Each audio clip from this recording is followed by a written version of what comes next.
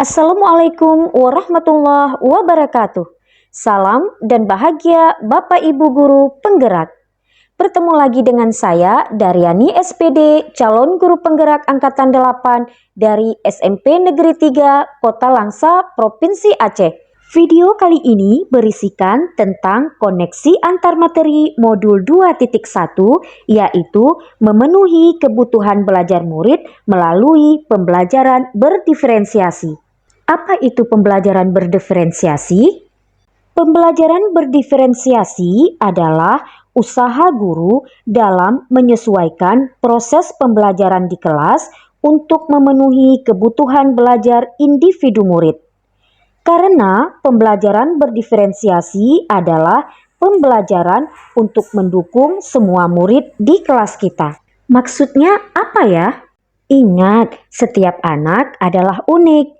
Mereka punya kelebihan dan kekurangannya masing-masing. Begitu juga dengan minat, gaya belajar, kebiasaan, tingkat pemahaman, pola pikir, dan lain-lain. Nah, disinilah diperlukan usaha guru untuk dapat memenuhi kebutuhan belajar murid yang berbeda-beda, agar mereka merasa nyaman saat belajar dan tentunya tujuan pembelajaran dapat tercapai. Nah, bagaimana sih caranya untuk dapat melakukan pembelajaran berdiferensiasi di kelas?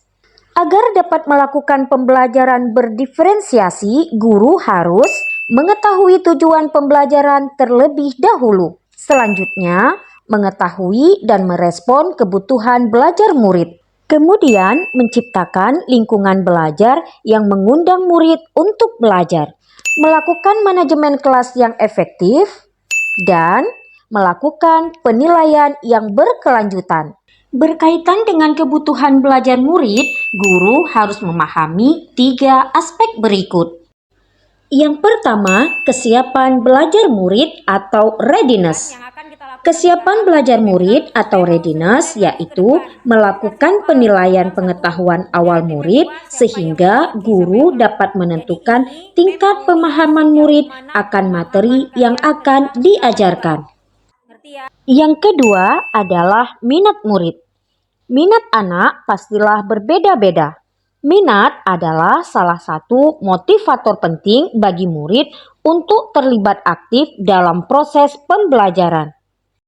Dan yang ketiga adalah profil belajar murid. Hal ini berkaitan dengan lingkungan, budaya, gaya belajar, dan kecerdasan majemuk yang berbeda-beda antara satu anak dengan lainnya. Kebutuhan belajar murid dapat diidentifikasi berdasarkan cara-cara berikut ini. 1. Mengamati perilaku murid. 2. Mengidentifikasi pengetahuan awal. 3. Mereview dan melakukan refleksi praktik pengajaran. 4. Berbicara dengan guru yang mengajar murid sebelumnya. 5. Membaca rapor murid di kelas sebelumnya. Dan 6. Menggunakan berbagai penilaian-penilaian formatif dan diagnostik. Ada 3 diferensiasi pembelajaran yang dapat dilakukan, yaitu diferensiasi konten, diferensiasi proses, dan diferensiasi produk.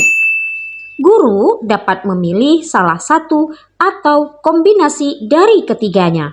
Diferensiasi konten berkaitan dengan apa yang kita ajarkan, seperti materi, konsep, atau keterampilan yang sesuai dengan kurikulum. Mendiferensiasi konten bisa dilakukan dengan membedakan pengorganisasian atau format penyampaiannya, bukan mengubah atau menurunkan standar kurikulum ya. Diferensiasi proses adalah kegiatan yang memungkinkan murid berlatih dan memahami atau memaknai konten dengan cara membedakan proses yang harus dijalankannya. Sedangkan diferensiasi produk adalah berupa bukti yang menunjukkan tingkat pemahaman murid dengan cara membedakan atau memodifikasi produk yang menunjukkan hasil belajar murid. Adakah keterkaitan antara modul pembelajaran berdiferensiasi dengan modul-modul sebelumnya? Tentu saja ada. Untuk dapat melakukan pembelajaran berdiferensiasi, guru haruslah dapat menyesuaikan dengan kodrat alam dan kodrat zaman di mana anak itu tumbuh berdasarkan filosofi Ki Hajar Dewantara.